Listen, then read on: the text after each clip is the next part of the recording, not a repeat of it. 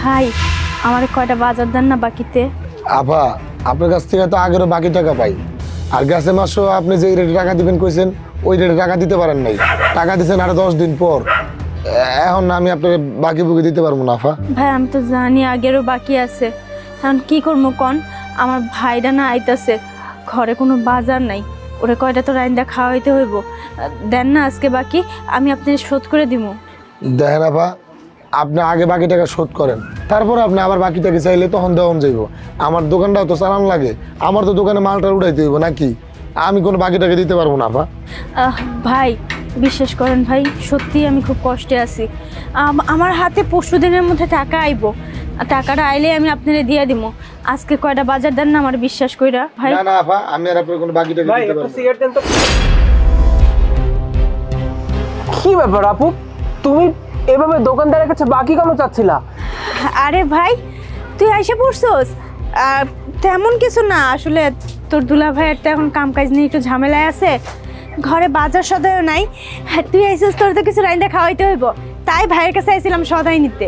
তোমার একটা সমস্যা হয়েছে অথচ আমি কিছু জানি না, তুমি তো অ্যাটলিস্ট আমাকে জানাতে পারতে নাকি? আমাকে জানালেই তো আমি তোমাকে সাহায্য করতাম। আর ভাই তুই তো অনেক দূরে থাকোস, ব্যস্ত থাকোস, এই ছোটোখাটো সমস্যা কি তোরে বলা যায়?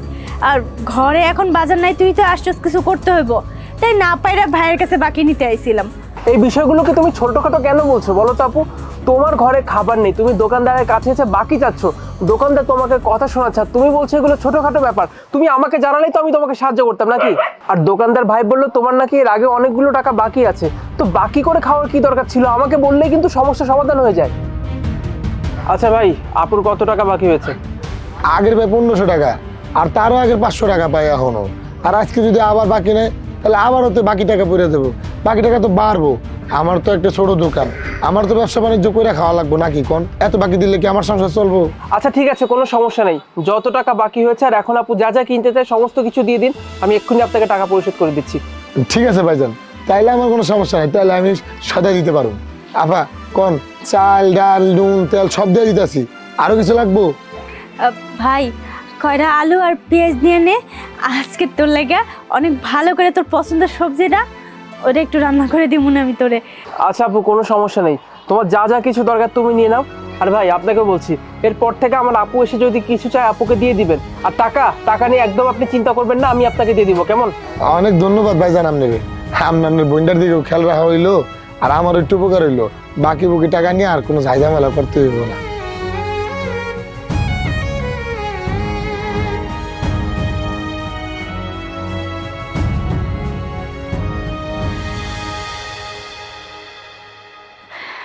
ভাই কি বলে যে তোর আজকে ধন্যবাদ দিব, তুই না থাকলে আজকে যে কি হইতো আমার। আচ্ছা আপু, তুমি এভাবে কেন কথা বলছো বলো তো? আমি তো তোমার ছোট ভাই, তাই না? ছোটবেলায় তুমি আমাকে কত আদর করতে, কত দেখাশোনা করতে, আর আমি ভাই হয়ে যদি বোনের বিপদে পাশে না দাঁড়াতে পারি তাহলে কেমন ভাই হলাম আমি? সত্যি কি করে যে তোরে ধন্যবাদ দিব আমি জানি না। গত 2 মাস ধরে তোর দুলা ভাইয়ের কোনো কাজ নাই, বাচ্চা কাচ্চা সব কিছু নিয়ে কিভাবে যে চলতেছি কোনো কিছু বুঝে উঠতে পারতেছি না। তুমি বিপদে পড়েছো, আমি তোমাকে সাহায্য করব না, এটা কখন হতে পারে?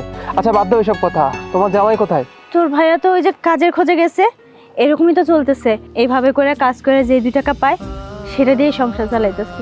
কিন্তু এভাবে চলতে থাকলে তো অনেক বড় বিপদের সম্মুখীন হতে হবে তোমাকে ভবিষ্যতে।